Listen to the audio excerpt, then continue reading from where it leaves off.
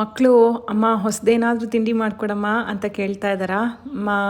Pack ಮಾಡಿದಂತಹ lunch box ವಾಪಸ್ ಹಾಗೆ ಬರ್ತಾ ಇದೆಯಾ? ಹಾಗಿದ್ರೆ ಖಂಡಿತ ಈ ರೆಸಿಪಿ ಮಾಡಿ ತುಂಬ ಇಷ್ಟಪಟ್ಟು ತಿಂತಾರೆ. ಮಕ್ಕಳು ಮಾತ್ರ ಅಲ್ಲ, ದೊಡ್ಡವರಿಗೂ ಸಹ ಇಷ್ಟ ಆಗುತ್ತೆ.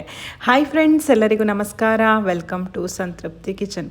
ಹೊಸ ರೀತಿಯ ಒಂದು ತಿಂಡಿಯ ರೆಸಿಪಿಯೊಟ್ಟಿಗೆ ನಾನು ಬಂದಿದ್ದೇನೆ. ಇದನ್ನು ಕಾಯಿನ್ ಪರೋಟ ಅಥವಾ ನಮ್ಮ ಮನೆಯಲ್ಲಿ ಪುಟಾಣಿ ಪರೋಟ ಅಂತ ಹೇಳಿ ಸಹ ಕರೀತಾರೆ. ಆರೋಗ್ಯಕರವಾಗಿರುವಂತಹ ಸುಲಭದ ರೆಸಿಪಿ ಮಾಡೋದು ಹೇಗೆ ನೋಡೋಣ. ಇಲ್ಲಿ ನಾನು ಗೋಧಿ ಹಿಟ್ಟನ್ನು ತೊಗೊಂಡಿದ್ದೀನಿ. ಈ ಸ್ಪೂನಿನಲ್ಲಿ 3 ಸ್ಪೂನಷ್ಟು ಗೋಧಿ ಹಿಟ್ಟನ್ನು ತೊಗೊಂಡಿದ್ದೀನಿ. ನಿಮ್ಗೆ ಎಷ್ಟು ಬೇಕಾಗುತ್ತೋ ಅಷ್ಟು ತೊಗೊಳ್ಳಿ. ಸ್ವಲ್ಪ ಚಿಟಿಕೆ ಉಪ್ಪನ್ನು ಹಾಕ್ಕೊಂಡು ಚೆನ್ನಾಗಿ ಕಲಸಿ ಸ್ವಲ್ಪನೇ ನೀರು ಹಾಕ್ಕೊಂಡು ಚಪಾತಿ ಹಿಟ್ಟಿನ ಹದ, ನಾವು ಮಾಮೂಲಿ ಚಪಾತಿ ಎಲ್ಲ ಮಾಡುವಾಗ ಯಾವ ಥರ ಕಲಿಸ್ಕೋತೀವೋ ಅದೇ ರೀತಿ ಮೃದುವಾಗಿರುವಂತಹ ಹಿಟ್ಟನ್ನು ತಯಾರಿಸ್ಕೋಬೇಕು. ತುಂಬ ತೆಳು ಬೇಡ, ಚೂರು ಗಟ್ಟಿಯಾಗಿ ಕಲಿಸ್ಕೊಳ್ಳಿ, ಆವಾಗ ಚೆನ್ನಾಗಾಗುತ್ತೆ. ಚೆನ್ನಾಗಿ ಅಂಗೈನಿಂದ ನಾದ್ಕೊಂಡು ಒಂದು ಅರ್ಧ ಚಮಚ ಎಣ್ಣೆಯನ್ನು ಸಹ ಮೇಲಿಂದ ಹಾಕಿ ಚೆನ್ನಾಗಿ ಕಲಸಿಡ್ತಾ ಇದ್ದೀನಿ. ಇದೊಂದು 15ರಿಂದ 20 ನಿಮಿಷ ನೆನಿಬೇಕಂತೇನಿಲ್ಲ, ಹಾಗೇನೂ ಸಹ ಮಾಡ್ಬೋದು. ಇಲ್ಲಿ ಬೇಯಿಸಿದಂತಹ ಆಲೂಗಡ್ಡೆ, 2 ಆಲೂಗಡ್ಡೆಯನ್ನು ನಾನು ಬೇಯಿಸಿ ಸಿಪ್ಪೆ ತೆಗೆದಿಟ್ಕೊಂಡಿದ್ದೀನಿ. ಚೆನ್ನಾಗಿ ಇದನ್ನು ಮ್ಯಾಶ್ ಮಾಡ್ಕೊಳ್ತಾ ಇದ್ದೀನಿ. ಚೂರು ಪುಡಿ ಗಂಟಿರಬಾರ್ದು, ನೀಟಾಗಿ ಪುಡಿ ಆಗಬೇಕು. ಆ ರೀತಿ ಆಲೂಗಡ್ಡೆಯನ್ನು ಪುಡಿ ಮಾಡ್ಕೋಬೇಕು. ಈಗ ಇದಕ್ಕೆ ರುಚಿಗೆ ತಕ್ಕಷ್ಟು ಉಪ್ಪನ್ನು ಸೇರಿಸ್ಕೊಳ್ಳೋಣ. ನಂತರ ಖಾರಕ್ಕೆ ಖಾರದ ಪುಡಿ ಹಾಕ್ತಾಯಿದ್ದೀನಿ. ಹಸಿಮೆಣಸು ಹಾಕಿದ್ರೆ ಮಕ್ಕಳಿಗೆಲ್ಲ ಬಾಯಿಗೆ ಸಿಗುತ್ತೆ ಅಂತ. ನೀವು ಬೇಕಿದ್ರೆ ಹಸಿಮೆಣಸಿನ ಪೇಸ್ಟ್ ಹಾಕ್ಕೋಬೋದು. ಅರ್ಧ ಚಮಚ ಗರಂ ಮಸಾಲ ಪುಡಿ ಹಾಕ್ತಾಯಿದ್ದೀನಿ. ಒಂದು ಅರ್ಧ ಚಮಚ ಚಾಟ್ ಮಸಾಲ ಹಾಕ್ತಾಯಿದ್ದೀನಿ. ಮತ್ತು ಆಮ್ಚೂರ್ ಪೌಡರನ್ನು ಹಾಕ್ತಾಯಿದ್ದೀನಿ. ಈ ಮಸಾಲೆನ ನಿಮ್ಮ ಇಷ್ಟಕ್ಕನುಸಾರವಾಗಿ ನೀವು ಮಾಡ್ಕೊಳ್ಳಿ. ಚಿಲ್ಲಿ ಫ್ಲೇಕ್ಸು, ಆರಿಗ್ಯಾನೋ, ಮಿಕ್ಸ್ಡ್ ಹರ್ಬ್ಸು ಅದೆಲ್ಲ ಇಷ್ಟ ಆಗುತ್ತೆ ಅಂದರೆ ಅದನ್ನು ಹಾಕ್ಬೋದು. ಇಲ್ಲಿ ಸಣ್ಣದಾಗಿ ಹೆಚ್ಚಿರುವಂತಹ ಕೊತ್ತಂಬರಿ ಸೊಪ್ಪು, ಒಂದು ಅರ್ಧ ಚಮಚದಷ್ಟು ಬಿಳಿ ಎಳ್ಳನ್ನು ಸಹ ಸೇರಿಸ್ಬಿಟ್ಟು ಚೆನ್ನಾಗಿ ಮಿಕ್ಸ್ ಮಾಡೋದು. ನಾನು ಆಗಲೇ ಹೇಳಿದ ಹಾಗೆ ಈ ಆಲೂಗಡ್ಡೆ ಸ್ಟಫಿಂಗಿಗೆ ನಿಮಗೆ ಯಾವ ರೀತಿ ಮಸಾಲ ಇಷ್ಟ ಆಗುತ್ತೋ ಆ ಥರ ಹಾಕ್ಕೊಳ್ಳಿ. ಶುಂಠಿ ಬೆಳ್ಳುಳ್ಳಿ ಪೇಸ್ಟ್ ಇಷ್ಟ ಆಗುತ್ತೆ ಅಂತಂದರೆ ಮಕ್ಕಳಿಗೆ ಹಾಕ್ಕೋಬೋದು. ಆಲೂಗಡ್ಡೆ ಜೊತೆ ಬೇರೆ ತರಕಾರಿನೂ, ಕ್ಯಾರೆಟು, ಬೀಟ್ರೂಟ್ ಎಲ್ಲ ಬೇಯಿಸಿ ಸಹ ಮ್ಯಾಶ್ ಮಾಡ್ಕೊಳ್ಬೋದು, ಚೆನ್ನಾಗಾಗುತ್ತೆ.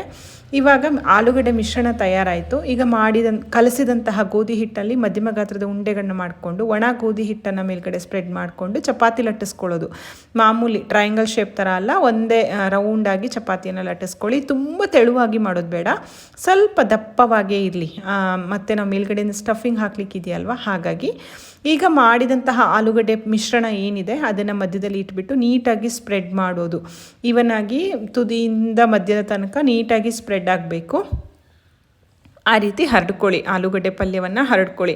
ಆಲೂ ಪರೋಟ ಇಷ್ಟಪಡುವಂಥ ಮಕ್ಕಳಿಗಂತೂ ಇದು ತುಂಬ ಇಷ್ಟ ಆಗುತ್ತೆ. ಬೆಳಗಿನ ಗಡಿಬಿಡಿಗೆ ಆಲೂ ಪರೋಟ ಮಾಡೋದು ಕಷ್ಟ ಆಗುತ್ತೆ ಅಂತಂದರೆ ಇದನ್ನು ಮಾಡಿ, ತುಂಬ ಚೆನ್ನಾಗಿರುತ್ತೆ, ಈಸಿನೂ ಸಹ. ಪೂರ್ತಿಯಾಗಿ ಆಲೂಗಡ್ಡೆ ಪಲ್ಯವನ್ನು ಈ ರೀತಿ ಮಾಡಿದಂತಹ ಚಪಾತಿ ಮೇಲೆ ನಾನು ಸ್ಪ್ರೆಡ್ ಮಾಡ್ಕೊಂಡಿದ್ದೀನಿ. ಇವಾಗ ಇದನ್ನು ರೋಲ್ ಮಾಡ್ಕೊಳ್ಳೋದು. ಈ ರೀತಿ ಈ ಕಡೆಯಿಂದ ಆ ಕಡೆ ತನಕ ಇದನ್ನು ಚಾಪೆ ಥರ ಸುತ್ಕೊಂಡು ಹೋದರೆ ಆಯಿತು. ನಾವು ಸ್ವಲ್ಪ ಹಿಟ್ಟು ಹಾಕಿ ಲಟ್ಟಿಸಿರಬೇಕು, ಇಲ್ಲ ಅಂತಂದರೆ ಹಿಟ್ಟು ಅಂಟ್ಕೊಂಡು ಬಿಡುತ್ತೆ. ಹಾಗಾಗಿ ಪೂರ್ತಿಯಾಗಿ ಈ ರೀತಿ ರೋಲ್ ಮಾಡಿಕೊಂಡು ಒಮ್ಮೆ ಇದನ್ನು ಕೈನಲ್ಲಿ ಮತ್ತೊಮ್ಮೆ ಈ ರೀತಿ ರೋಲ್ ಮಾಡಿಕೊಂಡು ಎರಡೂ ಕಡೆ ತುದಿಯನ್ನು ಲಾಕ್ ಮಾಡ್ಕೊಳ್ಳೋಣ. ಪಲ್ಯ ಹಾಕಿರ್ತೀವಲ್ಲ ಹೊರಗಡೆ ಬಂದುಬಿಡುತ್ತೆ, ಹಾಗಾಗಿ ತುದಿಯನ್ನು ಲಾಕ್ ಮಾಡಿಕೊಂಡು ನಿಮಗೆ ಎಷ್ಟು ದೊಡ್ಡದು ಕಾಯಿನ್ ಪರೋಟಗಳು ಬೇಕೋ ಅಷ್ಟು ದೊಡ್ಡದ್ರಲ್ಲಿ ನೀವು ಇದನ್ನು ಕಟ್ ಮಾಡ್ಕೊಳ್ಳೋದು. ಚಾಕುವಿನಲ್ಲಿ ಈ ರೀತಿ ಕಟ್ ಮಾಡ್ಕೊಳ್ಳೋದು, ತುದಿವರೆಗೂ ಕಟ್ ಮಾಡ್ಕೊಳ್ಳೋದು. ಇಂಟ್ರೆಸ್ಟಿಂಗ್ ಆಗಿದೆ ಅಲ್ಲ, ತುಂಬ ರುಚಿಯಾಗಿರುತ್ತೆ ಫ್ರೆಂಡ್ಸ್. ಇದು ಮಕ್ಕಳಿಗಂತೂ ತುಂಬಾ ಇಷ್ಟ ಆಗುತ್ತೆ. ನಾನು ಆಗಲೇ ಹೇಳಿದ ಹಾಗೆ ಆ ಒಳಗಡೆ ಸ್ಟಫಿಂಗ್ನ ನಿಮ್ಮ ಮಕ್ಕಳ ರುಚಿಗನುಸಾರವಾಗಿ ಮಾಡ್ಕೊಳ್ಳಿ. ಪನ್ನೀರ್ ಇಷ್ಟಪಡೋ ಮಕ್ಕಳಿಗಾದರೆ ಪನ್ನೀರ್ ತುರಿದು ಮಾಡ್ಬೋದು. ಸೊಪ್ಪುಗಳು ಇಷ್ಟ ಆಗೋರಿಗೆ ಸೊಪ್ಪುಗಳನ್ನು ಹಾಕಿ ಮಾಡ್ಬೋದು.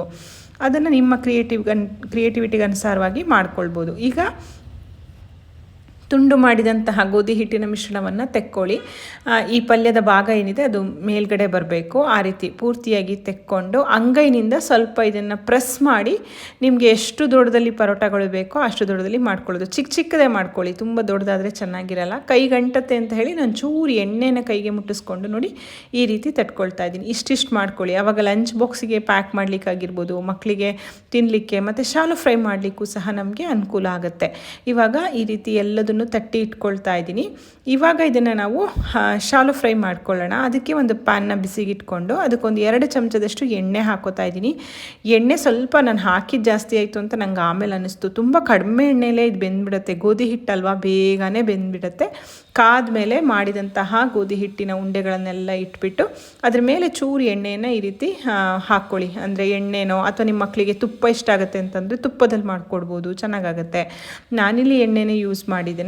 ಒಂದು ಕಡೆ ಚೆನ್ನಾಗಿ ರೋಸ್ಟ್ ಥರ ಆದಮೇಲೆ ಇನ್ನೊಂದು ಕಡೆ ತೆಕ್ಕೊಳ್ಳಿ. ಮಕ್ಕಳಿಗೆ ಹೇಗೆ ನಿಮ್ಮ ಇಷ್ಟ ಆಗುತ್ತೋ ಆ ರೀತಿ. ನಮ್ಮ ಮನೆ ಮಕ್ಕಳಿಗೆ ಸ್ವಲ್ಪ ಈ ರೀತಿ ರೋಸ್ಟ್ ಆದರೆ ಇಷ್ಟ ಆಗುತ್ತೆ ಅಂತ ಹೇಳಿ ಸ್ವಲ್ಪ ಕಂದು ಬಣ್ಣ ಬರೆಸಿದ್ದೀನಿ ನಾನು. ಇಲ್ಲಾಂದರೆ ಇನ್ನೊಂದು ಸ್ವಲ್ಪ ಮುಂಚೆನೇ ನೀವು ತೆಕ್ಕೊಳ್ಬೋದು. ಎರಡೂ ಕಡೆ ಹದವಾಗಿ ಬೇಯಿಸ್ಕೊಂಡ್ರೆ ರುಚಿಯಾಗಿರುವಂತಹ ಕಾಯಿನ್ ಪರೋಟ ತಯಾರಾಗುತ್ತೆ. ತುಂಬ ಸುಲಭ ಇದೆ, ಖಂಡಿತ ಮಾಡಿ ನೋಡಿ. ಸಂಜೆ ಟೀ ಜೊತೆ ಕಾಫಿ ಜೊತೆ ಸಹ ಒಂದು ಹೇಳಿ ಮಾಡಿಸಿದಂತಹ ಸ್ನ್ಯಾಕ್ಸ್ ರೆಸಿಪಿ ಇದು. ನಾನು ಎರಡೂ ಕಡೆ ಬೇಯಿಸ್ಕೊಂಡು ಇದನ್ನು ತೆಗಿತಾ ಇದ್ದೀನಿ. ನೋಡಿದ್ರಲ್ಲ ಎಷ್ಟು ಸುಲಭ ಇದೆ ಮಾಡೋದು ಅಂತ. ಇದನ್ನು ಹಾಗೆ ಸಹ ನೀವು ತಿನ್ಬೋದು. ಆದರೆ ನಾನಿಲ್ಲಿ ಪುದೀನ, ಕೊತ್ತಂಬರಿ ಸೊಪ್ಪು, ಹಸಿಮೆಣಸು ಹಾಕಿ ಒಂದು ಗ್ರೀನ್ ಚಟ್ನಿ ಮಾಡಿದ್ದೆ. ಮಕ್ಕಳಿಗೆ ಇಷ್ಟ ಆಗುತ್ತೆ ಅಂತ ಹೇಳಿ ಟೊಮ್ಯಾಟೊ ಕೆಚಪ್ ಜೊತೆ ಸರ್ವ್ ಮಾಡ್ತಾ ಇದ್ದೀನಿ. ವಿಡಿಯೋ ಇಷ್ಟ ಆಗಿದ್ದರೆ ದಯವಿಟ್ಟು ವಿಡಿಯೋವನ್ನು ಲೈಕ್ ಮಾಡಿ, ಶೇರ್ ಮಾಡಿ, ಕಮೆಂಟ್ ಮಾಡಿ. ಮತ್ತೊಂದು ರುಚಿಯಾದ ಅಡುಗೆಯೊಂದಿಗೆ ಮತ್ತೆ ಸಿಗ್ತೀನಿ. ಅಲ್ಲಿವರೆಗೂ ಧನ್ಯವಾದಗಳು. Thank you for watching. Thank you.